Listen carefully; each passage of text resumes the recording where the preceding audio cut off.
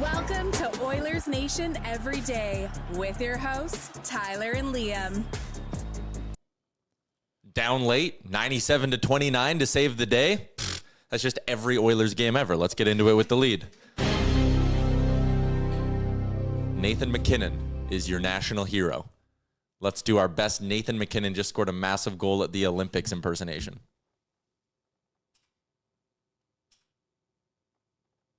Canada wins! We're going to the gold medal game, and I would love to say never in doubt, but good Lord, over these last six and a bit periods of hockey, Liam, there's been some doubt. There has been some doubt. There has been some doubt. Which leads me to believe in the gold medal game, there'll only be doubt if they play Slovakia. You think they just roll the Americans? Nothing's Nothing's been predictable? I just don't think the Americans can play the same way that the Czechs and Finland decided to play.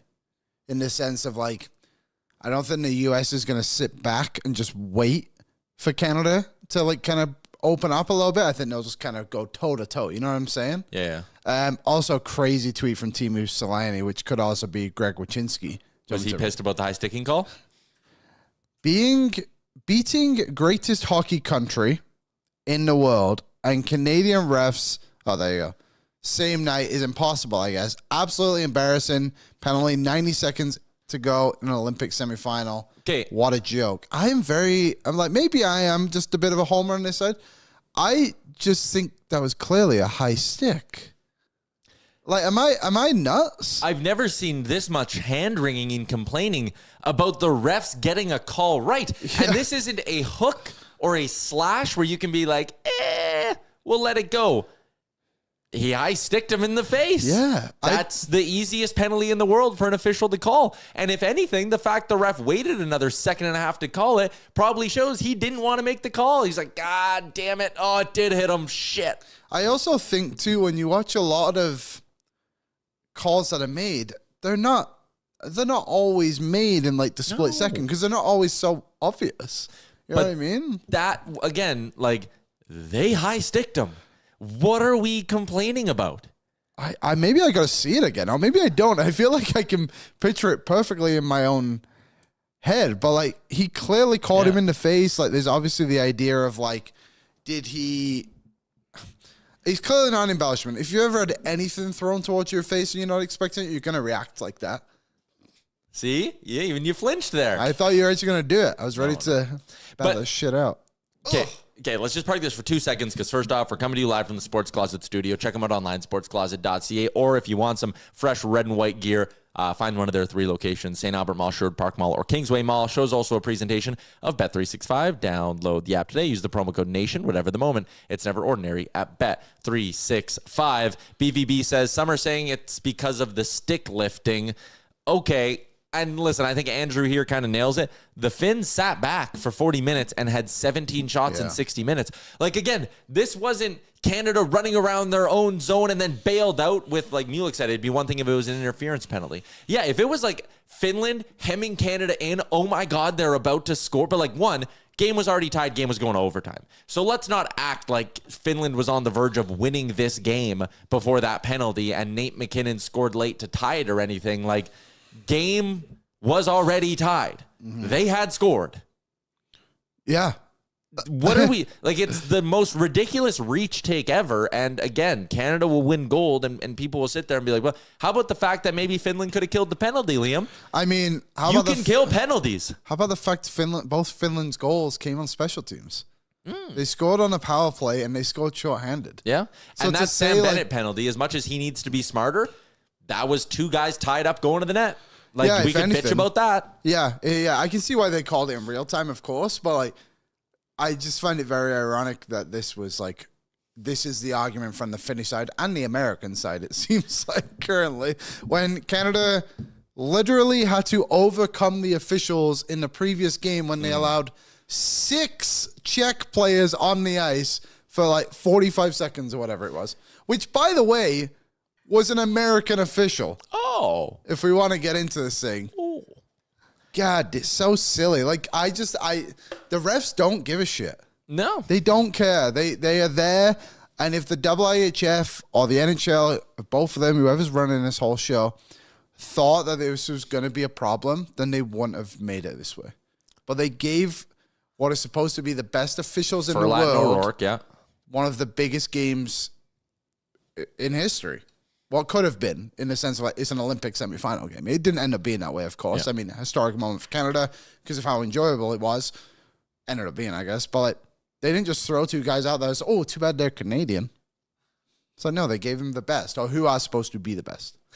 It's a ridiculous narrative that we're sitting here and other countries are bitching about a penalty that was a penalty when Canada didn't get a call on 6 players being on the ice for a minute. When do you ever see that? It's ridiculous. The officiating nonsense, it's bullshit, and it is here to try to take Canada down a peg. This team has shown a lot of heart, and quite frankly, the way they've played in the second and third period for both of these hockey games, they deserve to win them both. This is not Canada getting outshot 40-20 and getting bailed out with power plays left, right, and center, all this shit. Someone said it, and Jackie, everyone embellishes except Celebrini. Yeah, Mackinno Celebrini would have been like, didn't get me. Yeah, you would have been. But like, what are we talking about here? Have you ever watched a hockey game in your life is what I would say to the people who are complaining about this. Have you ever played a hockey game in your life? I wear a fucking cage, and if a stick whacks you in the face, your first instinct is, whoa, like something just hit me in the head. Yeah. People are dumb. Dumb. I like the way you rolled that out there. Okay. I again, Finland's got a power play goal and a shorthanded goal. I'm not sure where the argument comes. The argument comes, and I don't disagree with the way Finland played. They don't have the firepower. They have the most significant injury in the entire Olympics. Yep, no Barkov. Not one that happened, but like in the Olympics, but like Barkov isn't playing. Yep. And it makes a big difference. And if he was there, maybe, and you can argue Crosby, Morrissey, whatever, but like Finland's loss of Barkov is gigantic. The void is huge. He didn't play. And they had to sit back, and that's the Finnish way. Now they'll go do what they always do and probably win bronze. Yeah. It's the Finnish way. And good for them. They'll get a medal. Yeah, it's they've had a great tournament. Steve Peters is our guest today. He's going to join us in a couple of minutes, but we got one thing that we need to clear out of the way first, Liam, and that is our bright moment of the game. We're going to tie it into a narrative I see forming in the chat, but it's brought to you by Bright Dental, family dental office located in St. Albert, open Monday to Friday from 8 to 8. Bright Dental is a Blue Diamond Invisalign provider, and you can schedule your free dental scan today. For more information, go to brightdental.ca. My bright moment of the game, Liam, continues to be, and listen, it is not the reason they won. I love Connor McDavid. Sam Reinhart getting on the board was great to see. The way that John Cooper handled his bench is something I want to talk about as well. Maybe a conversation for Petey. My bright moment of the game is going to be that Jordan Binnington should have silenced all the haters right now. Neither one of those 2 goals are on him. It's Mikko Rantanen with a wobbly puck off a face-off, chaos in front of him on the power play. I'm not blaming him on this. Also, Rantanen, look at where that puck is. It's in the top corner. Yeah. Other one, Eric Hall, a breakaway, sure. And if you want to sit here and say, does he need to make more? Like, I don't buy that he needs to make more big saves argument. And there are people in the chat saying, look at Binnington's numbers the last 3 games. That's very concerning. How? He gave up 2 goals today. Made a bunch of great saves. Andrew, I have no trust in Binner. Andrew, respectfully, you watch the show every day. I appreciate that. Thank you so much. What in the hell are you guys talking about? How many examples of this guy? And you listen to this show every day. You know the way I felt about Jordan Binnington this year. You know the way I felt about him going into the 4 Nations. You know how I felt about the Oilers potentially acquiring him, how him getting the crease in this tournament. I said it was all a mistake. He has a 1.74 goals against average. He's in the overtime against the USA and in the third period against the USA. Big save. Mm-hmm. Overtime against Czechia. Minute to go against Czechia. Stops Marty Necas on a breakaway, saves the tournament. Stops Radek Simic, point blank in the slot with nothing in between him but air. Makes the save. What does he do today? Makes a couple of big saves in the third period. One at the buzzer that I know it was going wide, but I don't care. Jordan Binnington has answered the bell every single time he's been asked to for Team Canada. How many more times do you need to see it until you start having some faith in him? Could he have a bad game in the gold medal game? Maybe. But what's the other option Canada has? Logan Thompson looked shaky in his one start. He calmed down a little bit as it went on, but he looked shaky. He wasn't as good as Jordan Binnington. He did not earn this job. And Jordan Binnington, again, time and time again, makes big saves and has saved this country's ass in 3 straight elimination games now. What more do y'all want? One more good game. Well, sure. And end the clip there, Eli. That's what we need. We need one more out of him. Yep. He's certainly not been perfect this tournament, but I don't think this team has been perfect. And I actually think I said before they played Czechia, I was clearly overly confident in this team in general, but they've just been underwhelming as a whole. And I think for Binnington he's played well. There's no denying it. And I don't think today, was there a big save today? No, but he made saves. He made saves, yeah. But I just didn't want to miss a significant one towards the end. But you're right, against Czechia, he was really good. There was a couple shots in the third period that were from inside the dots. Yeah, and then the Thompson, one game, bit nerve-wracking. I can see why they continuously trust him. But I also think it gets to a certain point prior to the tournament that we were all right in not believing in this guy. Yeah. I honestly, the Four Nations, it was what it was, and it was really fun. Way better than we all expected him to be. And he played well. But prior to that, there was no reason not to think that Logan Thompson shouldn't have been the starter on this team. But they gave them each one start. And Binnington outperformed him. And Binnington they gave him one start, but we all knew Binnington was the goalie. We did. But Thompson never had the conversation sit down with John Cooper where John Cooper told him, you're my guy. We have all the confidence in you. I know they called him and everything like that to get Thompson on the team, but it was pretty clear who the goalie was going to be. Let me just throw a hypothetical at you. Throw up. If Canada wins that first game against Czechia, first game of the tournament, if they win it 5-4 while out shooting them 35-17, and then they beat Switzerland 5-1, who do you think gets that third start of the tournament? Binnington. I disagree. I think they would have gone to Thompson. And we'll never know, of course. But I just don't see it that way. I think once you lock into your star, I think you live and die by him. I think Binnington would have been given the France game. Say that your scenario is correct. Give Binnington the France game. If that is also a poor-ish game, which he wasn't that good. Wasn't that two good goals that allowed, but he had the backing of the good Czech game, of course. I think then they would have looked at Thompson against the Czechs because then they would have been like, well, Binnington wasn't very good the first time. We can go to Thompson now. They've gone back and forth. It's not like he's been sat cold. I think that's how it would have played out. But it didn't. Thankfully, it didn't. And here's it didn't because Binnington played well. I think at some point we have to give him credit. Okay, we got our boy Steve Peters here to continue all these conversations and give us some insight. He's from inside the coach's room. Aaron, I'm throwing you a curveball on the ad because it is a double game day edition of the show. Canada is done, but the winter games continue. USA, Slovakia, and game days on the show are brought to you by Capital GMC Buick Edmonton. Check out their extensive inventory of top quality vehicles like the 2026 GMC Terrain Denali, which we got to drive around in Jasper a little bit, and it is a beautiful vehicle.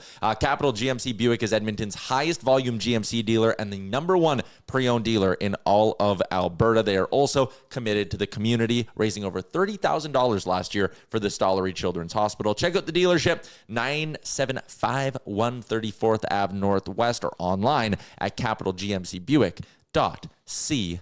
As we welcome in our friend Steve Peters from inside the coach's room. Petey, goaltending talk. I love going there with you. Where are you at on Binnington? Yeah, Binnington's got to play. I don't know what the problem is. You get a big win in a game like this. He's been the guy all the way along. He's made the big saves when he's supposed to make the big saves. It's Binnington. It has been since the start. I don't know what the problem. Honestly, I don't see that there's a goaltender controversy here. No, I think everybody kind of knows it's going to be Binnington. I think it's just more coming from Canadian fans still feeling, or a subset of Canadian fans still feeling like they can't trust him. And I kind of sit here and go he hasn't given up a goal at a big moment. I think you can trust him. Yeah, I don't think Canada has been tested really. I know they've been to overtime, but today was really the time when you go. It's hardest for a goaltender because you're not getting any action. 9 shots over the last 40 minutes. You're not getting any shots on goal whatsoever in a high-stress, tight game where every save matters. and he comes through. So I think he's been battle tested. He was the big guy at Four Nations because of his big saves against Team USA in that finals. I think he was one of the reasons Canada goes on to win that game. He's proven now over Four Nations and here in this Olympics that when you need a big save by a Canadian goalie and a high pressure save, you throw in Binnington. What did you make of the Canadians' second goal? Was it Shea Theodore? I got it right. Do you think that should have been goalie interference? Because there was just a quote from Joel Armia saying that should have been goalie interference. But they could have challenged and they didn't. That's really hard because I try to look at everything from the video coach perspective when you make that call. And the issue with Finland making that challenge there is the contact between Marchand and Saros is absolutely created by Huala pushing in Marchand. It is. Like, whether Marchand helps him out a little bit and falls into Saros, that's debatable. But he falls into the goaltender because Huala pushes him, period. And he has no other way to get out of that blue paint area. If I'm the guy on the headset behind the bench for Team Finland, I would not have made a challenge call there. Most importantly, because you cannot put Canada on another power play if you're wrong. You lose that game potentially in 30 seconds if you make the wrong call there. I also thought Saros was able to get back up. I thought he was square to the puck after, and I thought he did have an ability to make that save. So no, I'm not making the challenge on that play. What about the final one they did make the challenge on? I think that really was just a shot in the dark, it felt like. It was so close. Yeah, I think you're looking at 35 seconds to go, and you have nothing to play for here. If this goes in, the chances of you 35 seconds, you've had 9 shots on goal over 40 minutes. I think it's close enough that yes, I do make the challenge there, and then hopefully the reality is hopefully someone comes up with a better camera angle than what you have as a video guy initially, and the longer that takes to review, then maybe that there's some overhead camera or side angle or reverse angle or slow-mo or something that shows something that maybe gives you a hand. It was so close. Like that is so close. So one frame back. I think they got the call right, first of all. Oh, that's a great, yeah, cheaters. I do think they get the call right, but I do throw the flag on that one. And let's face it, that's a call Finland has to make. But I hope, Liam, you're going to start talking to me about the high sticking penalty. Okay. I will ask you about that. What did you make of that one? Let's just keep the good times rolling. I thought it was a great call. Because I heard you guys go, I'm looking aside, and I did this. So I went to the rule book. If you cause an opponent's stick to rise and that stick contacts you in the face, no high sticking penalty on the opponent because you caused the elevation of that stick. It is considered accidental contact, and there is no penalty called. So if you believe, you go back and look at it, and if you think MacKinnon's lifting of Mikola's stick is what caused Mikola's stick to hit MacKinnon in the face, then it's not a penalty. If you think Mikkola doesn't have control of his stick and he's trying to stab at the puck and he hits MacKinnon in the face, it's a penalty. So I have been texting with an official, and unfortunately, that official does NHL games and is sitting on a beach and not watching the game. So said under those circumstances, probably haven't seen the video, have to see it, but you're right. That is suspect. Now, I'm an American. I'll say that right off the bat. Canada's winning this game. Sorry, Finland. Like, Canada's going to win this game at some point, whether this goes to 2 or 3 overtimes. You want to go 3-on-3 against Canada? Are you out of your mind? Finland had 9 shots over the last 2 periods, and you're going to play them 3-on-3. That thing ends quick. Sorry, I don't care how good Saros has been today. Canada was the better team. Canada led in all offensive categories. Canada was better. Finland did what Finland does: clog up the neutral zone and stand in front of their goalie. That's what they did, and they did it for 2 periods, and it almost worked. So regardless of the penalty, move on. To Tyler's point, Czechia plays with 6 players. Can you imagine if that ends the Olympics for Canada? Yeah. And they're playing blatantly with 6 players, 7, some say, by the time the line change is completed. Can you imagine if Canada's Olympic ends there? That's a much more blatant, egregious. I can understand how the referee makes this call. Letter of the law, that's not up to me to say, but I understand how they made the call. And I just think it's kind of ridiculous when people are like, oh, Canada bailed out by the refs, when, like, again, 48 hours ago, we have exact evidence of Canada having to overcome a bad missed call. Like, and we said, I know you obviously heard it and the listeners have heard it, but like, you can kill a penalty, Yeah, and they almost do. Let's face it, Finland almost does, except for the puck retrieval by Team Canada. And this kid, this Celebrini kid, my goodness, like he has so much impact on this game every time he is on the ice, and he did so here. His ability to get to pucks quickly. Same with MacKinnon and McDavid. You have the three fastest players in this tournament on the ice at the same time, and you create power play retrievals. It was amazing to see how quickly Canada moved on the power play to generate that final game-winning goal. I think, again, people did a lot of like, okay, the U.S. will have Quinn Hughes, and I'm now kind of assuming there's going to be a rematch, and we'll talk about the USA-Slovakia game in a bit, but like, okay, Canada's going to bring Tom Wilson, and like that'll offset the Kachucks, maybe all this stuff. Like, the fact that they have an MVP caliber player in Mackinno Celebrini on this team who they did not have a year ago, and he has stepped into this lineup, and I think he's been more impactful than a Nathan MacKinnon in these Olympics. Like, he has been the second best player in these games. Like, you can't say enough good things about the impact he's had on Team Canada. Yeah, I think one of the things, too, with Mackinno Celebrini, you have hit it on the head. He has been the second best player. And when you look at a 19-year-old on this stage with the line mates and the guys sitting on the bench with him, can you imagine how intimidating that must be for that kid at 19 years old to look down and see this group of players? But one thing he does do when he's on the ice is his motor is going. Like, it's all the time, and he is trying to do the right thing. He plays a 200-foot game. He plays it with pace, and he does the right thing. And I know I've been in this debate countless times this season on the Bedard Celebrini debate. They're different players, and I'm telling you, 32 out of 32 GMs get a choice between Celebrini and Bedard to start their franchise. They are all taking Mackinno Celebrini. I'm sorry to say that. All 32 GMs would also want Connor Bedard on their team. I'm not saying he's not one of the best players in the league. I'm just saying what Mackinno Celebrini has done in the National Hockey League this season, and more importantly, on the biggest world stage ever. And what he's been able to do is just absolutely amazing for a 19-year-old. Yeah. And I'm stealing one of your questions here, but like teams shutting down Canada's offense. I think that's a really like interesting thing here because Canada hasn't gone and popped off and scored 6 goals in any of these games. But like, do you view this as Finland and Czechia truly shutting down Canada for long stretches, or is it they're just hanging on for dear life for long stretches?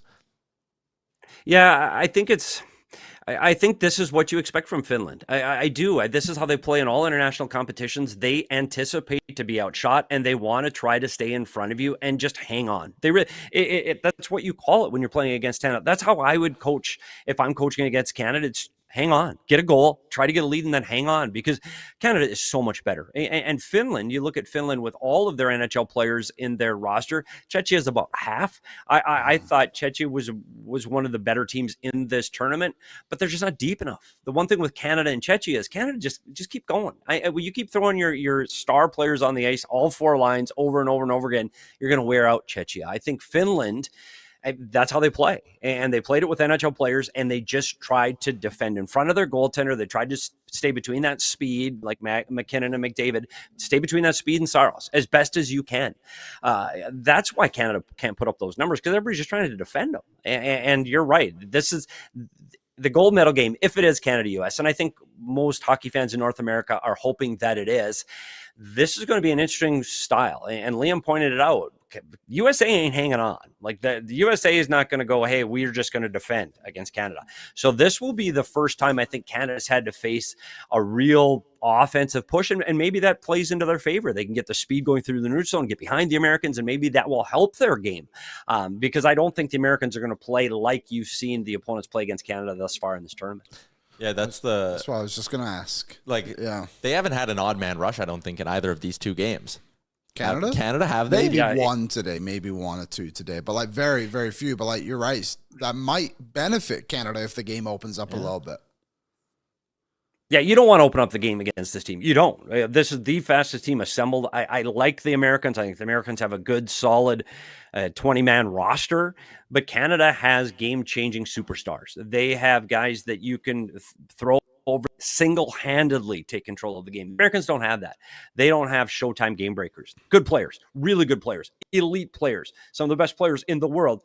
They just don't have McDavid, MacKinnon, and Celebrini, and throw in McCarr if you want to. They don't have that kind of pace or that game breaker. So the Americans are going to have to play that game differently if they can get by Slovakia. Like, that's a big test yet. We've seen how tight these games have been over the last 48 hours. This is not a gimme for Team USA. What have you made of the US the entire tournament? I think it was very interesting that going into it, we kind of all thought they were going to cakewalk their group, but it seems like they've made life difficult of themselves in every single game so far.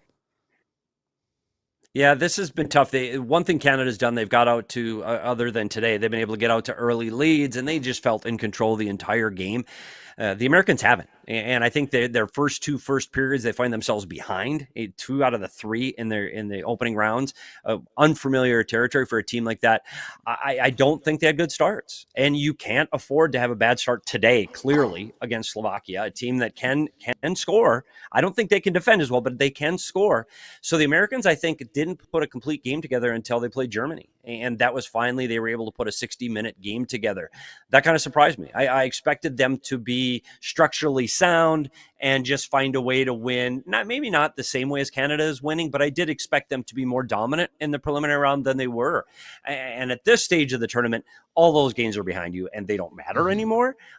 So I think the Americans now they've got their feet wet through the game yesterday to put them into overtime. I think they've got their feet in front of them. I think they're going to be better today even than they were in the quarterfinals. Any concern about their offense and the USA, the way they've kind of attacked? You can kind of look heading into the semis. They had 6 fewer goals than Canada, even though they had some gravy-ish matchups early on. Like, any concern about that? Like, against Sweden, they only got the 1 in the first 60 minutes. Yeah, I think there is a concern. And I think when you look up the build of this, the way they built this team, they wanted to have a bottom 6 that could defend and be tough against Canada. I mean, you put JT Miller, Trocheck, and Brock Nelson on the ice to defend, right? Like, you don't have those guys expecting them to burst through the neutral zone and score. They can. They have the ability to score, but you're looking at a Robertson and a Caulfield and maybe even a DeBrincat, 3 of the top scoring Americans in the National Hockey League this year, all are sitting at home watching this that think, hey, maybe I could help score. Because you look at Tkachuk on the wing, I know he's getting points, but Tkachuk's only played 10 games so far this season. I don't think he's playing at his best right now. Eichel's more of a distributor, but he can score. They need Austin Matthews to be elite these last 2 games. He has to be the guy that creates the offense for them, because you're right, they haven't had that overpowering, dominating offense. Now, they've had control of the puck. They've had offensive zone time, and that's a big credit to their defensemen and their ability to manage the puck and to make plays at the blue line, more so than it is their forwards making fantastic plays from the top of the circle down. Last one from me. How are you enjoying your video recaps of goals at the moment? Because it is very entertaining to watch you go through them. I tell you what, somebody told me a week before the Olympics that I couldn't use video. I didn't know, because I'm not experienced at this. So I had to come up with a way, and I came up with it at the last minute, and I just gave it a try to see if people would gravitate to it. Honestly, it's killing me. Like I feel like I'm 10 years old. I'm moving little guys around, but I do think it's showing the best of my ability. I know you guys are showing screenshots right now, and that's maybe the direction I should have gone. I'm having so much fun doing it, and the comments have been great. I even put up the offside call today, so you can see how close it was for yourself. I'm having a lot of fun. This is good, and I just hope we have 2 more games of really, really, really good hockey. And as you can clearly see in the video, Celebrini is onside. He's onside. He was there. Clear. It's clear. You have to call yourself. We got a comment here, and by the way, for the people on the YouTube, put a link to PD's Twitter and to his Inside the Coaches Room YouTube, so you can go subscribe and follow and support the work he's doing. But we just got one. It's just a general sentiment of, like, I cannot believe we did not get best on best for as long as we did. Because, like, again, however this gold medal game shakes out, however the second semi shakes out, this tournament has, I think, lived up to the hype and then some. Yeah, without a question. I think all hockey fans have been waiting for this. We saw the 4 Nations, and I know the 4 Nations took a little bit of heat. It's a mid-season all-star thing. It's kind of a joke until they hit the ice, and then it wasn't a joke. And then it was when you put on your country sweater, guys compete, period. And I think you saw that across the board for every country, every player, whether they were in the NHL or not. Best on best is what we strive for. And that's why I love the World Juniors, because every season it seems to be that's the best on best. I know Celebrini probably could have played there too, but most of best on best. And I think that fans deserve it. And I'm looking forward to the World Cup coming back and seeing best on best again. And I think it's important that hockey continues to do that because it builds fans. It gets more eyes watching when it is these guys that are everyday names playing against each other, teammates in a week, but enemies today. And I think it's been long overdue, and I'm so glad they're back in the Olympics. Petey, we were very glad that you were able to pop on today and help us out a little bit. Appreciate the analysis, and set that alarm bright and early Sunday. Yeah, we'll see. I got the Americans today by 3. Let's go 4-1 or 5-2 Americans over Slovakia. Right, I like that. Fire up Bet365. Take it to the bank. Have a good day, Petey. Thanks, guys. There you go. Steve Peters inside the coach's room, ESPN. Find him on Twitter at @SPetersHockey. I always appreciate when he makes some time for us. Yeah, that was great. I'm loving this right now. This is like, this one day is like everything we've missed about best on best hockey and getting it right. Like a day like today, Olympics, it's the middle of a work day, but everyone's watching the hockey game. Like, it's just so good, man. Do you think you could name 5 players that were on the 2022 Canadian Olympic team? I honestly don't know if I could. Tompkins, Matt Tompkins. Matty Tompkins. Nick Holden, did he go that year? Don't know. Okay. I don't know. I know in 2018, Rene Bourque was there. Yep, he was. Yeah. I know Demers. Germany, Jason Demers, yeah. Yep. There we go. We're better at the 2018 team. Wasn't Mason Raymond one of those guys? Yeah. Was he? He Yeah, was there in there you go. 2018, won a bronze. Okay, we're good at 2018. Just Can we 20 get 2 more? Ben Scrivens. Benny Scribs, He yeah. was, come on, one more. Oh, what was that one guy's name? Always on like the Spengler Cup teams and everything. Couldn't tell you. I don't know. The point is, we've been stripped of 2 what could be iconic moments. Like right now, like you said, we're kind of living a dream a little bit. Gilbert Brule, there you go. He was on one of the 2 teams, but it has been disappointing. Owen Power, he was on 2022. Because he played, I think he played World Juniors, World Championships, and Olympics before he played in an NHL game. Yeah. You're bang on at that. There you go. We're getting there. Derek Roy, surely. 2022? No, he would have been 2018. done. 2018. That could be our 5th. That could be, yeah. Okay. Steve Peters, by the way, was also brought to you by our friends at Oodle Noodle. I want to give everyone a reminder that you can win your way into the nation vacation coming up in March by visiting Oodle Noodle. Download the app today. There's one way.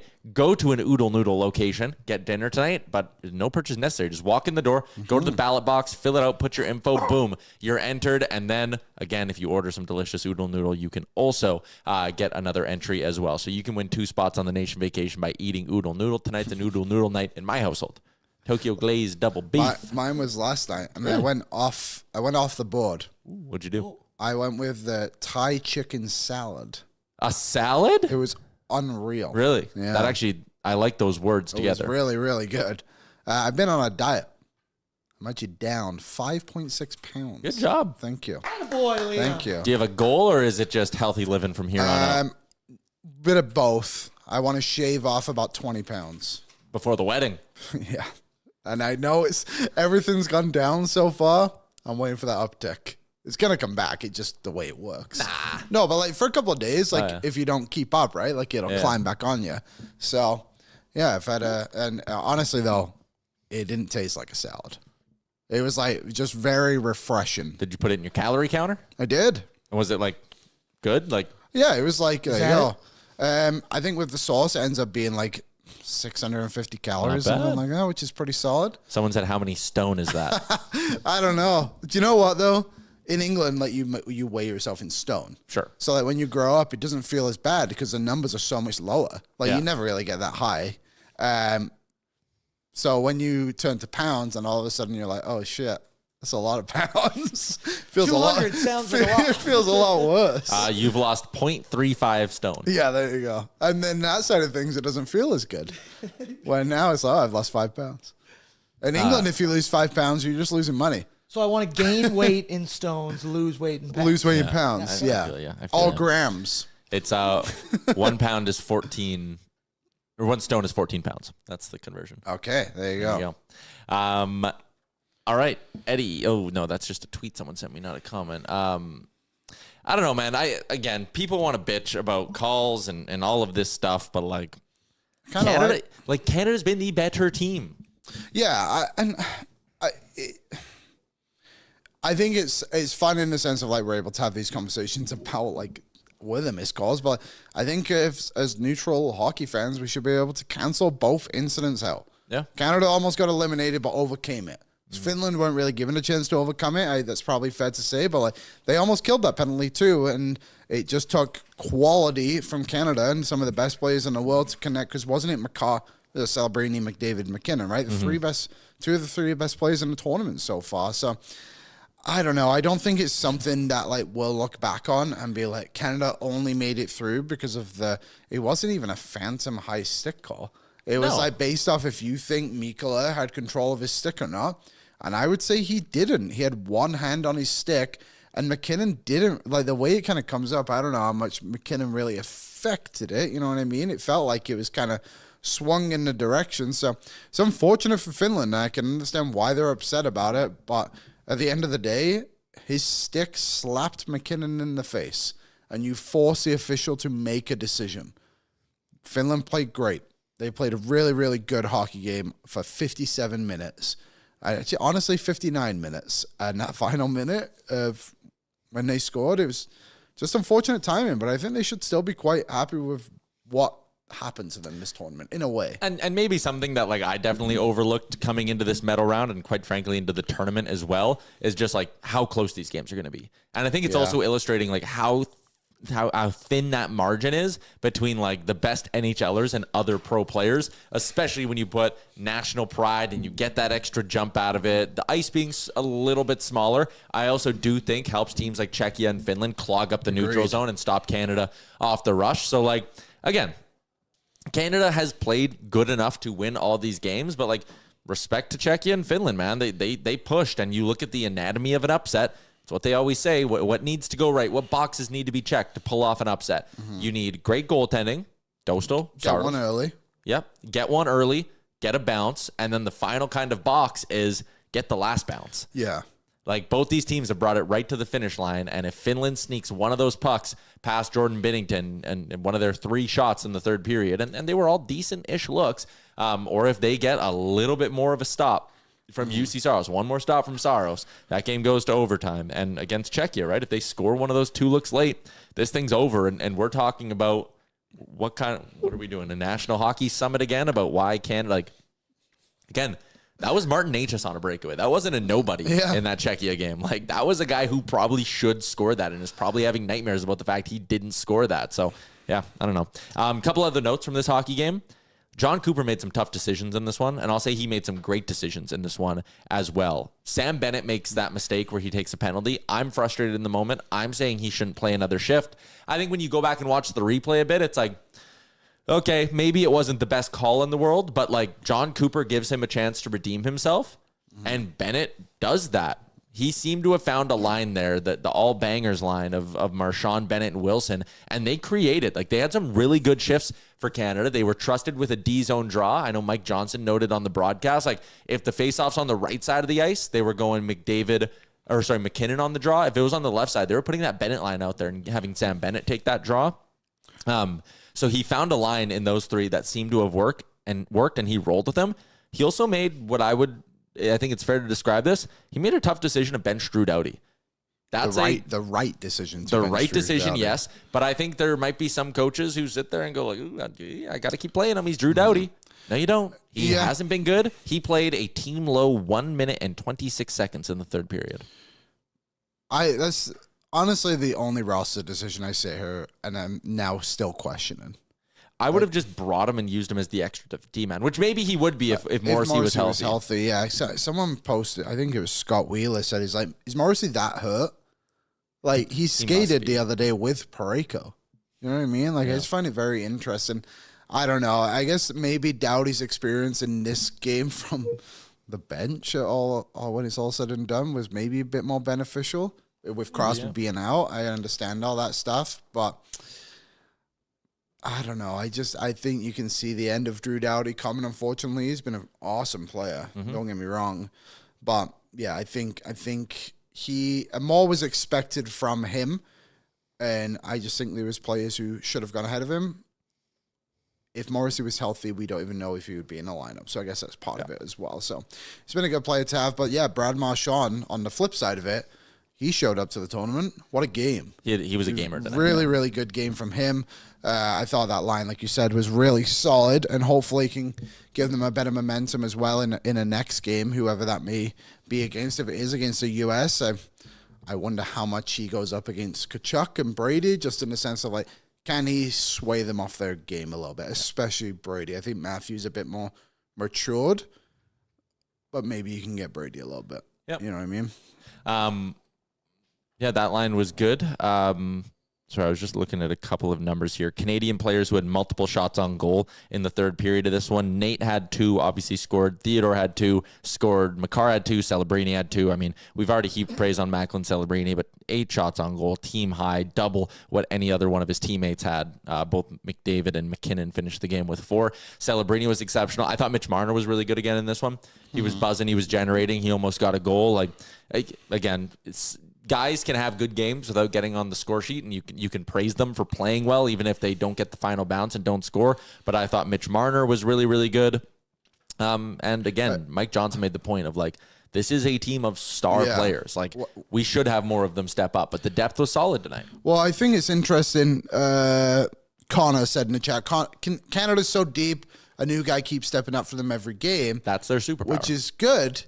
But I would like to see some of these guys keep a bit of momentum game to game too. Like Suzuki was a bit more invisible. Did he play? Yeah. Like, honestly, like I didn't notice him at all. I just, like, Sam Reinhart got the goal. I don't know did he even mean to? No.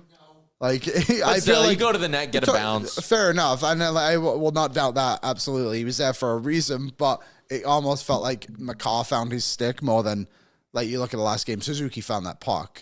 I think Sam Reinhart did not know he scored initially. But either way, like, I just want to see, like, okay, Marchand, Bennett, Wilson. Wilson was a lot better today, too. In those first couple of minutes, he did more in that game than he did the previous game.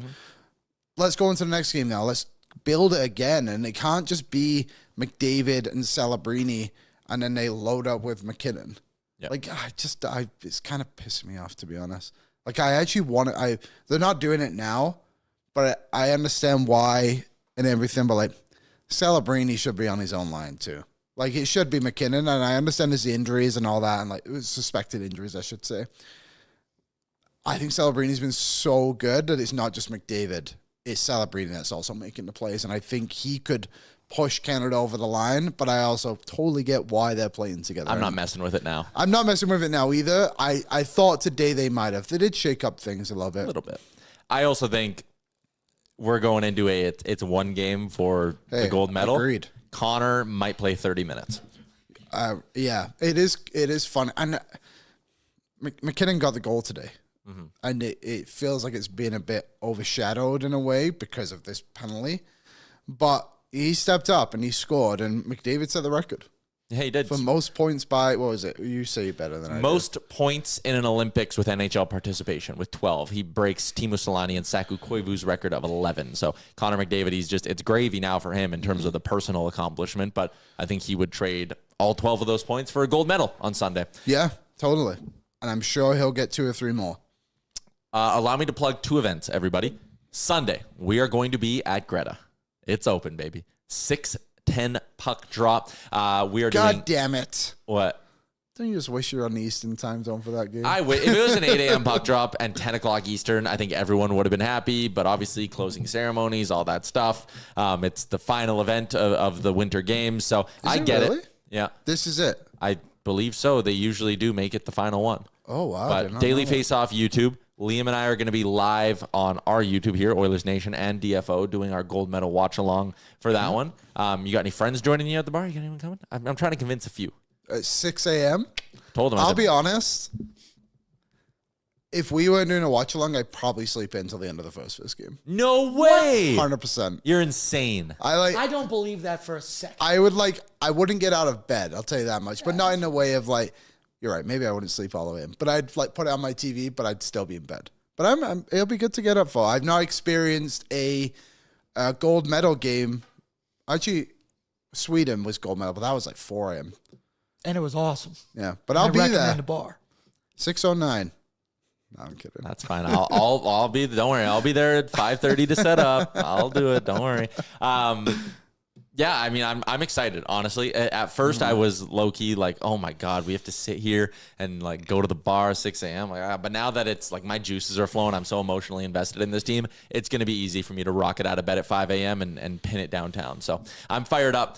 You can join us at Greta. It is open to the public. You can come, wear your red and white. Let's watch this team win a gold medal, and then let's go absolutely bonkers after and crush a zillion beers.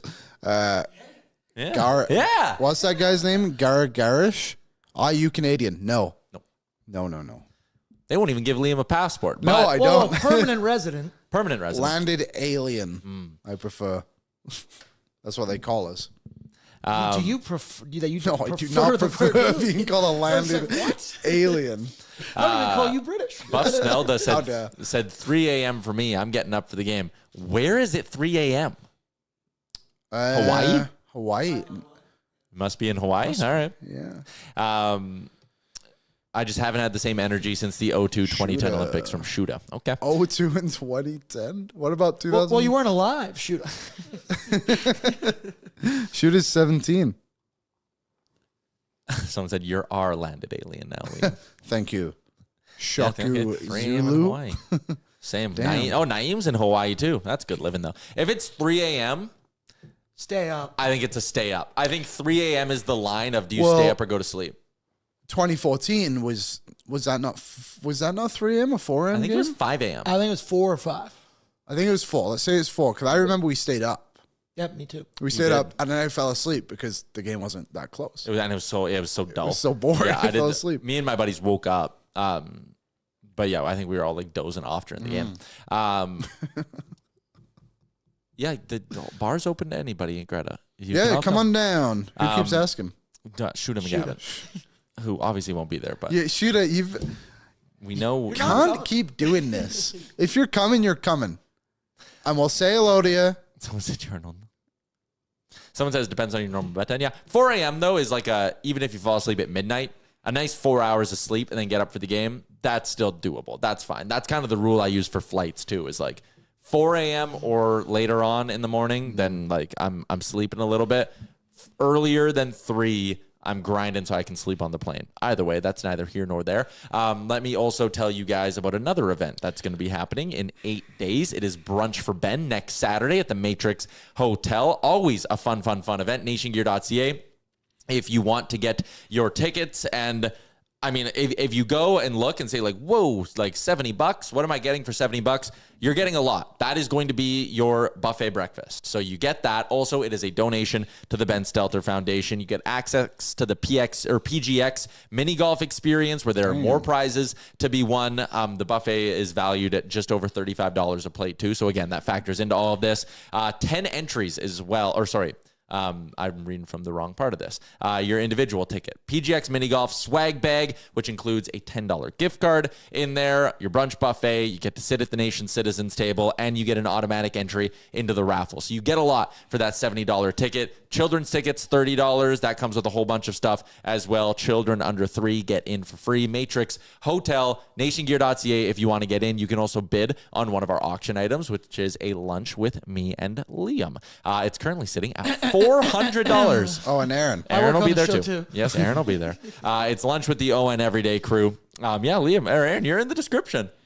Let's go. You get to come down to the office. We'll give you a tour of the studio, and then we'll take you down to Dog Patch, and we'll have a cold one. We'll have lunch with you. All our treat. You can bid now, nationgear.ca. And again, proceeds going to the Ben Stelter Foundation. So there we go.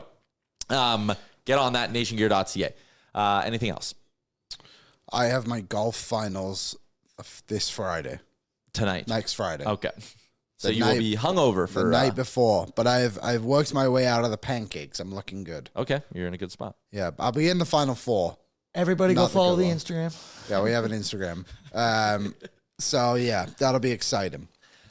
Elliot Friedman on Sidney Crosby. Liam, obviously everyone holding their breath, hoping 87 can be in the lineup. John Cooper says we have 48 hours to determine Goes on to say he has a better chance of playing that than he did of playing today. So they're leaving the door open. Elliot Friedman earlier today said, heard Team Canada and everyone around him did everything humanly possible for him to play, including searching for / putting together a custom brace. Unfortunately, he can't go in the semifinal. I think that kind of confirms it's a knee, like MCL-ish thing for Sidney Crosby. I made this point kind of tongue-in-cheek when I was on with Wyshynski and Merrick earlier, but like, I don't think Sidney Crosby is going to do the thing where he sits on the bench just to like have the shots of him sitting on the bench. I think he is way too selfless to do that. If Sid cannot go, he will stay. He will sit out, and they will dress Sam Bennett for him. I also think it was interesting today. He was not in the stands. He is 100% getting treated. Like he's wasting no time. Someone asked earlier, I think it was Prodwu, said, do you think the extra time for Canada makes a difference? I would say yes. I think every minute counts, to be honest. For Sid specifically, yeah. I think for the matchup in general, I don't know. And even, Morrissey as well. Like, you get those extra few hours, like, it does make a difference, I would say. And you've also got to think, what time is it in Italy right now? The 1 o'clock games are the equivalent of, I think, 9 p.m. there. So, I don't know. It's an 8-hour time difference, roughly. So, Mike Sullivan said the other day they're not getting back to the hotel till like 1:30 or the village, right? And like it's an early game, yeah. It's a good night's rest ahead of them, whoever it may be. We keep assuming it's the US. Obviously, there is a game to be played, but yeah, I think I would agree with you. I don't think Crosby will be anywhere near the team's bench if he cannot participate in the game. I agree with you on that. Any other last minute things here to clean up on the Olympic front? We've kind of, I think, covered all of our bases there. We're probably going to let go of this show a little bit early, so everyone's going to want to go watch USA-Slovakia, I believe. I wish I could bet on it. Bet365 is down at the moment. Damn. If you're in Bet365 or you're looking to place a bet, I would consider how tight all these games have been. Okay. I don't even know what the spread is right now, but I'm going to go with Slovakia if I can get in on time. All right. Yeah, Bet365 just like will not load. Because I'm going to assume it's probably about 3.5, I would think. The spread? Yeah. It was 2.5 yesterday. Was it 2? Yeah, but it was like minus 160 on 2.5. So for which side? US. So that means you'd get real plus money on Slovakia plus 2.5. I like that. US can't score, man. No. And I do like the point we kind of brought up with PD of like the USA is not going to be playing that game just to hang on. They're going to be playing that game to push the pace and try score. And I think the result of it will be very back and forth. And I think Canada will have a chance to do some damage off the rush, which they haven't been able to do so far in this elimination round. Yeah, I completely agree. Do you want to get into a little bit of Oilers stuff, or are we good? Sure, we can get into some Oilers stuff. Our Oilers talk today is brought to you by the Hurley and Levelware collaboration. Golf is having a moment right now, and not just in the traditional sense. You're seeing athletes from all kinds of pro sports getting into golf and using it as not just a new competitive outlet, a way to hang out and just enjoy the game differently. That shift is exactly where the Hurley with Levelware collaboration comes in. Hurley brings that laid-back board sports energy, and the collection pulls inspiration from Hawaiian and coastal prints. It's relaxed, expressive, and rooted in lifestyle. Levelware takes that inspiration and brings it to life through performance-driven, sustainably made apparel that's actually built to move and play. The result is the Fairwaves collection, and you can shop it now at levelwear.com. Check out the polos, hoodies, hats, and casuals. Josh Samanski, Matt Savoy, both going to play tonight for the Bakersfield Condors. The expectation is that at some point they will both be back up with the Oilers. Savoy, probably, obviously, more of a lock, but Gregor had a tweet yesterday about Josh Samanski. He said, after strong play, especially defensively in his few games with the Oilers, and followed up by how he played at the Olympics, I expect Josh Samanski will be back with the Oilers next week. Not sure if it will be for the first game in Anaheim, but he's impressed many in the organization. So it sounds like at some point here after the break, both Samanski and Savoy will be back up. Good. They both probably deserve to be in the NHL here. Szymanski, the fact he went to the Olympics and played well, not like he belonged amongst NHL players, I think is quite promising for the Oilers. What a crazy turn of events from him when Steven was on the other day saying, like, I don't know when I watched him if this guy was going to touch the NHL. Never mind the American League, sorry, never mind the NHL. And now he looks like a legit player. Good for the Oilers. Yep. Gregor also had a tweet where this segment is now called We Read Jason Gregor Tweets. The idea of Coffey returning to the bench was started by Cates. However, Knobloch did have veto power. He could have said no, but felt Coffey could help them. If Daryl Cates says Paul Coffey's going on the bench, Chris, would you like to veto that? I think it depends how it's brought up. Yeah, maybe. Like if it is like, hey, like would Coffey help? I think Coffey would help us. His why, like, I mean, I'm sure it wasn't quite as like that, but like hopefully it was just more of a conversation, and Knobloch was given the opportunity to decide if he wanted it back or not. I hope that is my. Otherwise, we've got bigger problems here. Yeah. Gregor also talking about how the Oilers' main priority has to be a second pair RD. 3C would be nice. I think RD is the bigger priority right now. Gregor says Parayko would be ideal, but not sure the Blues will move him, and the cap will be tough. Yeah, I think for Parayko, if you wanted to have that conversation, which I don't know if you do necessarily, although I like the way he skates, it's just the puck moving is a big question for me. If you want to have that conversation, it's a summertime thing with Colton Parayko. The idea that 2RD could be their biggest priority. First off, our insider Dave Pagnotta has been beating that drum for a while now. And he said they're looking for an Ekholm light sort of player out there who they can plop in there and give them heavy top 4 minutes. And I can understand why they do that. And honestly, Liam, the fact that they're considering it, not that Gregor needs me to confirm his reporting by any means, but like you can draw the line of like, okay, they're clearly worried about the defense if they're going and putting Paul Coffey back on the bench. Like it's clearly an area of concern if they're going through and doing things like this. Yeah, and I rightfully so. It should be an area of concern. What do you make of those names underneath Colin Parayko? So there's Connor Murphy, Rasmus Ristolainen, Jamie Alexiak, Jonathan Kovacevic. Weird way to spell Jonathan. Zach Whitecloud and Autumn Zub. Whitecloud, cheaper, cap hit. I think there's no retention on him, right? No. Ristolainen. No. Every single year his name's up. I'm a Connor Murphy guy once again. I'm back in my point in that cycle. I heard the Oilers don't have interest in Ristolainen. Thank goodness. Yeah. Connor Murphy's it's his final year at $4.4 million. So if Chicago kept half, the Oilers could definitely make that work.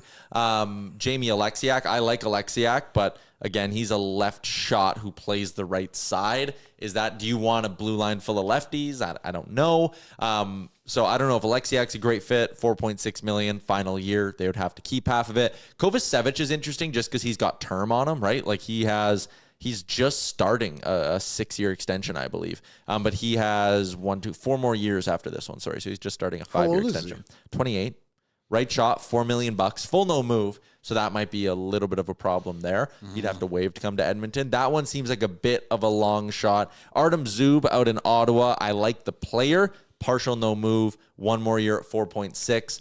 That would have to be like a Ottawa takes Mangiapane back to make the deal work kind of thing. White Cloud's interesting. I don't know if Calgary, they don't really like helping the Oilers. He's got 2 more years at 2.75 though. So like, I don't know. That guy on your third pair right side, is he a top 4 guy though? I don't know. No, I probably not. But I think he's just good enough he's a reliable player. Yeah. Does it allow you to go like Wallman and White Cloud and then Nurse with Emberson and like those are your 6 kind of? Yeah. Maybe it's something like that. Can I throw another name your way? Please. He's expensive and he's a lefty. He's a righty and he's cheap. I was looking at the wrong Puckpedia line. So the total opposite. Dead opposite. Nick Perbix in Nashville. Is he good? I think so. Is he good? Okay. Physical, 27 years old, right shot, 1 more year at 2.75. I was looking at Nick Hagg's line for a second. I'm like, 5.5 mil and a lefty? Gross. But Nick Perbix is 2.75 and a righty. I don't mind the idea of Nick Perbix. That would be a lower cost to add. They've already shopped once with the Nashville Predators, obviously getting Spencer Stasny. I mean, if he fills the void, sure.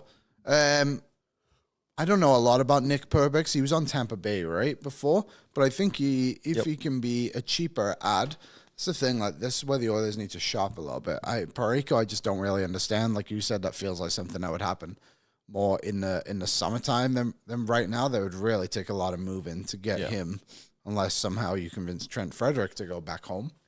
On the Trent Frederic front. Oh, we have an update? No. Oh, just a take. There seems to be a bit of conversation going online right now about them having interest in Jake DeBrusk. The Edmonton Oilers? Yeah. I would throw a lot of caution at that. I really struggled to see Jake DeBrusk as the kind of guy who can drive play at 5-on-5 or produce a lot at 5-on-5 to produce enough to earn a $5.5 million contract. Yeah. The only way I'm having a conversation with Vancouver about Jake DeBrusk is if there is a way they're taking Trent Frederic back and probably keeping money as well. I'm not bailing Vancouver out of that contract. He has 5 more years at $5.5 million.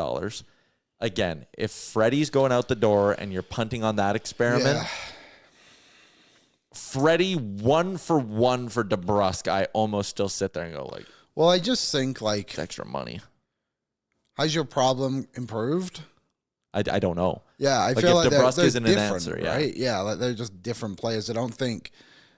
The hope would be when the playoffs come around that Freddie can kind of become harder to play against. I don't think he's been soft by any means this season. He's fought some very tough opponents, but with DeBrusk, you're asking a guy to come in and produce at 5-on-5 who doesn't.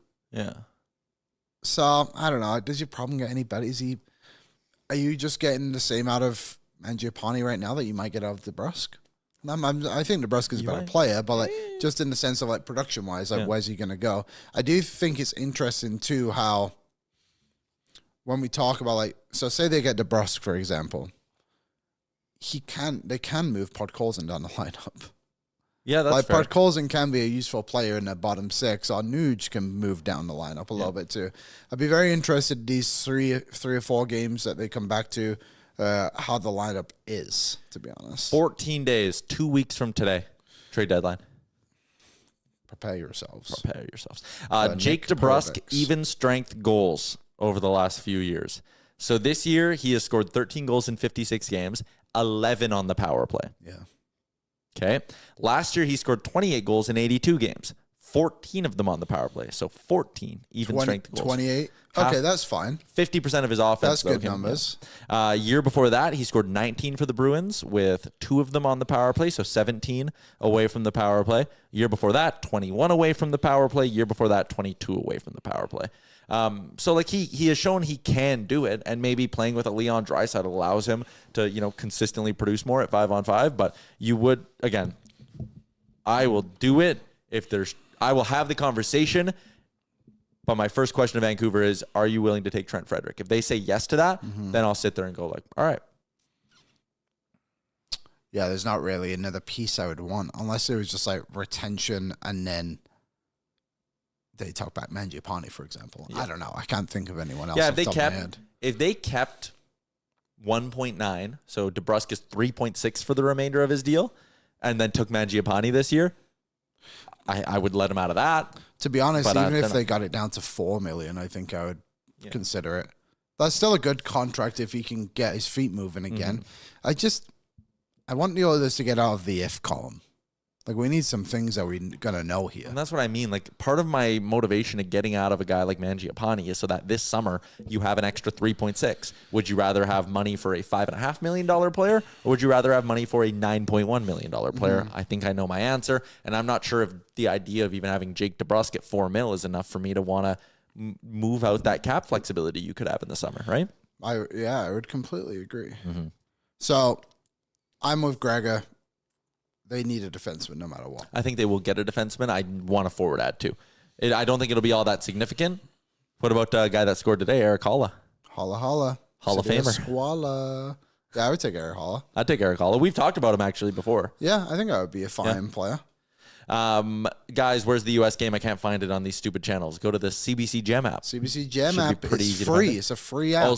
Also, Puck Drop's not for 4 minutes, so you might get a little bit of whatever. Spotify comments, Aaron, whenever you have a second. Yesterday's question was, do you think Chris Knobloch will still be the Oilers coach a year from now? We'll see if we got any responses to that. We also have a fresh question for today. While we wait for Aaron to actually pull that up, the women's game yesterday, we obviously got sidetracked because the last big thing to happen is Canada beating Finland. The women losing in 3-on-3 overtime.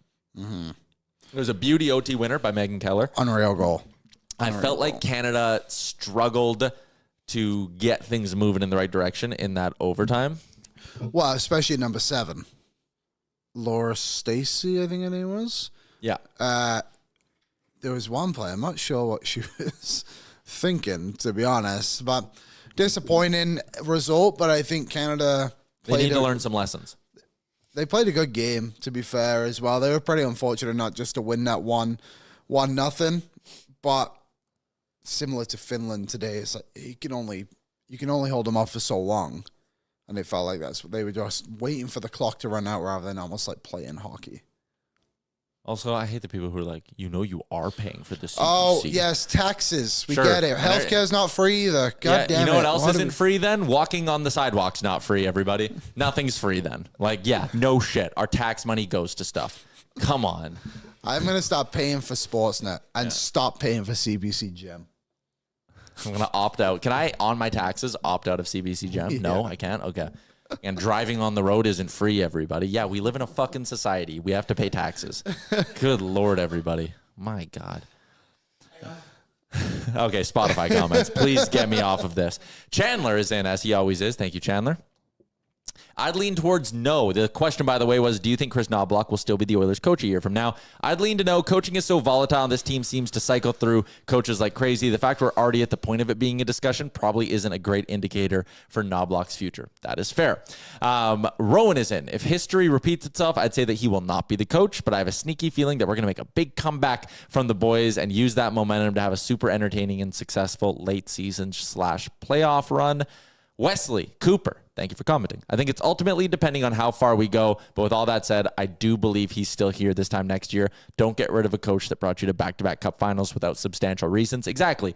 Those substantial reasons could be lose in the first round, get swept in the second round, get outplayed in the second round, whatever. But I get your point. Noah. Calendar year, no. They'll start the year slow yet again, and he'll get fired halfway through. I think that's fair. Alexander, Liam is the most arrogant Hockey Canada fan I've ever heard. Thank you. Didn't quite answer the question. Yeah, that's not Permanent the question. resident, baby. Most one of us. arrogant. Am I even? Yeah, Yeah. that's fine. Yeah. Arrogant. Today's interesting. question, drop them in and we'll read them on Monday. Give us 2 parts, a Canada part, because this will be fun to look back at, a Canada part and an Oilers part. Your Canada part, who's going to be the unsung hero for Canada in the gold medal game? That's good. Yeah. And then number 2 is what defenseman from that list of guys you talked about do you like? So again, Connor Murphy. What is there a D-man out there that you really, really like? Of that list, Matt Grzelcyk. Well, like anybody. Maybe it doesn't even have to be on that list, but who's a D-man you want the Oilers to acquire? So part 1, who's going to be Canada's unsung hero in the gold medal game? And part 2, who is your dream target on the blue line? Be realistic, of course. Dangerous Wade is so funny. Alexander the Great comment. Hasn't he been dead for 10 years?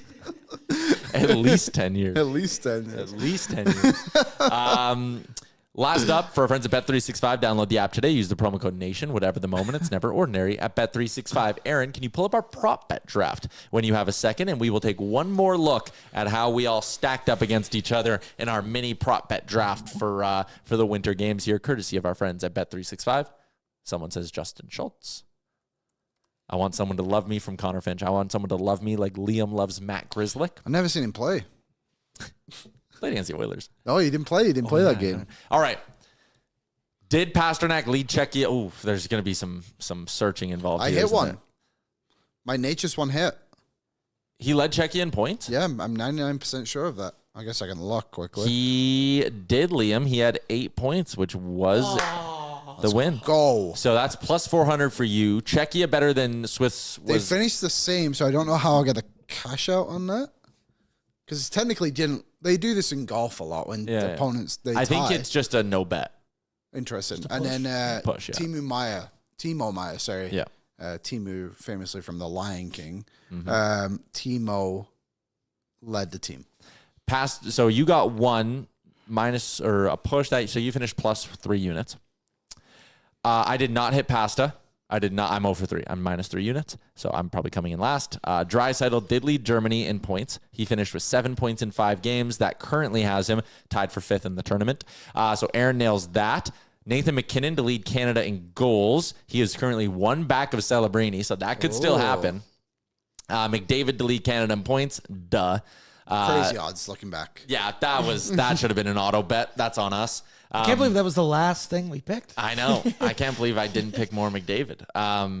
So Aaron is in pole position here, I think, because he's 2 for 3 already. Yeah, Aaron's going to win. Let's go, Even Nate. if he misses, he's plus 1.75. Oh, no. I think Oh, Liam yeah, would no, be- you need Nate. I need to get all You three. need Nate. You need to go 3 for 3 to counteract Liam's plus 400 banger. So good job, Liam, I guess. Liam, you want to be anti-Canada again? Cheer against MacKinnon? Was yesterday. Oh, yeah. Yeah, what is that person talking about then? Most arrogant men's Canadian fan. Okay. Women's, I'm realistic. I don't know enough about it. Those are good futures bets. Do we have the NHL ones quickly? If you know, it's okay. We I'm can sure look, I do. We can look again. Uno momento. Again, I cashed out my Celebrini one. I think the Jack Eichel one is still looking okay for me. But, yeah, that one's... I like these futures drafts. Well, there you go. Yeah, Eli's in this too. McDavid, 40 goals. Are we on pace for that still? Oh, yeah. Yeah? He's on pace for 50. Kachuk points. He got injured, so I'm not. Yeah, that might stray. Tage Thompson, what's he on pace for this season? I got that one right here. Tage Thompson currently on pace for 43 goals. Okay. Matthew Nyes, I don't think he's on pace for 30, No, is I he? don't think so. Jack Eichel, I think he's just off the pace because he got injured. He is currently on pace. Oh, no, he's back on pace, 103. Dylan Gunfer is off the pace. Anaheim, 4th in the Pacific. They have to finish dead on Dead on 4th. 4. And They might come Toronto to third. win the division is, that one seems like he's going to lose. How many points does Demidov have? Oh, I think he's leading all rookies, no? Yeah, right. Oh, no, Schaefer would obviously be leading rookies. Um, Demidov has 46 points, on pace for 66. Where's Demidov? Oh, you're 70 plus points. yeah, so Demidov is, I think he's dead on pace for 70, isn't he? No, 63. 46 points. 66, sorry. Okay, so he just needs a bit of a tick up. Eichel looking decent. Anaheim looking good. Hughes obviously not going to hit. So, all right. Well, maybe do a deeper dive on that. There was a question, why doesn't Canada use the traditional maple leaf symbol with the hockey player on it? Mulick said it's because they're trying to separate themselves from the Hockey Canada branding. That is not true. At every Olympics, they aren't allowed to use the traditional Hockey Canada logo. 2010, they had the one with the designs in the middle. That iconic jersey, by the way. They killed that one. 2014, that was a weirder jersey, but it was like the maple leaf came up really odd. It was like the white stripe in the middle. 2018, 2022, I don't quite remember again, just because NHLers weren't there. We didn't watch. Yeah. But yeah, it's not like a getting away from the Hockey Canada look. They just aren't allowed to anymore. They changed that rule. Seems weird. The IOC banned it. Yeah. Interesting. In 08. Band association logos. Be pretty cool if they brought those back. Then we wouldn't get those crappy French jerseys. France. Oh, yeah. 2018 were weird too. Yeah, I just looked at those as well. 2022. 2018. 2022 wasn't actually bad. I didn't mind those. 2018 was when they had like the black on the sleeves. Yeah. How did Mason Raymond look in it? Oh, so good. Oh, Eric Stahl was their captain. Weird. For 2018? 2022. Those- 2022, those- Demers, Stahl, Kent Johnson, Jack McBain, Eddie Pasquale. Jeez Louise. What a team. I don't even remember watching that one. I didn't watch. I remember being at a restaurant and watching, because it was Russia versus ROC, and Germany was the final. I remember watching, being like, oh, I wonder how the rest of the tournament went. Didn't pay attention. All right, it's already 1-0 USA. Let's go watch that hockey game, Liam. Dylan Larkin with the goal. So the U.S. might just take it to him. That is a wrap on a great week of ON Everyday. We are back Sunday, live watch along for the gold medal game. You can turn it on in the intermissions. I think we might have huts for the intermissions, but we are basically just going to have a great time at Greta. If you're in Edmonton, come join us downtown at Greta. If you're not, put on the watch along. Get Liam and I's reaction to all the big goals, all the big moments, and hopefully our reaction to a Canada win. Giddy up. What a game. What a day today. Semifinal hockey. Another comeback win for the Canadians. And it's only 1 PM. I feel like I've lived a whole day today. I know. It's crazy, man. It's crazy. All right. Thanks, everybody. Have a good weekend. Oil up. Maple up. Let's go for gold.